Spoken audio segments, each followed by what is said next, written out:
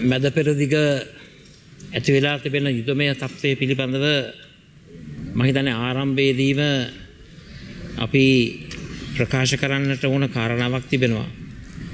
ඒ තමයි ඉරානයට එල්ල වුණු ප්‍රහාරය අපි තරයේ හෙලා දකිනවා. ඒක ජාත්‍යන්තර නීතිය උල්ලංඝනය කිරීමක්. එක්සත් ජාතීන්ගේ ප්‍රඥප්තිය තුළ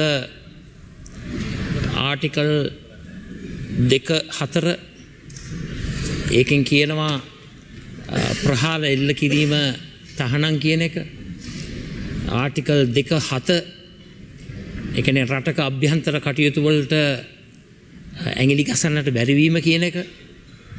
ඒ වගේම ප්‍රහාරය එල්ල කරන්න පුළුවන් එකම හේතුව හැටියට සඳහන් කරලා තිබෙන්නේ ආටිකල් 51. තමන්ගේ රටේ ආරක්ෂාව උදෙසා self defense.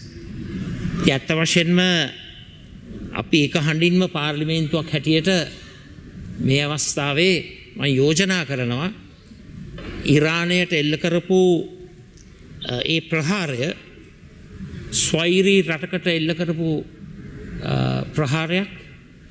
එහි ස්වෛරීත්වයේ භෞමික අඛණ්ඩතාවය උල්ලංඝනය කරපු අවස්ථාවක්. ඒ නිසා ඒ ප්‍රහාරය අපි තරයේ හිලා දකින්නට ඕන මේ පාර්ලිමේන්තුවක් හැටියට. ඒ නිසා මම විශ්වාස කරනවා මම හිතන්නේ රාජ්‍යයත් හොඳයි ඒ වගේ ප්‍රකාශයන් නිකුත් කරොත්. මේක හෙලා දැකලා ඒකට අපි බය වෙන්න හොඳ නැහැ. ඒ වගේම අපි කියන්නට ඕන බොහොම පැහැදිලිව පෙරලා ප්‍රහාර එල්ල වෙලා තිබෙනවා එමිරේට් රාජ්‍යයට, සෞදි අරාබියාවට, කුවේට්, කටාර්, බාරේන් මේ යනාදී රටවල් සමූහයකට ඒ එල්ල කරපු ප්‍රහාරත් අපි හෙලා දකින්නට ඕන.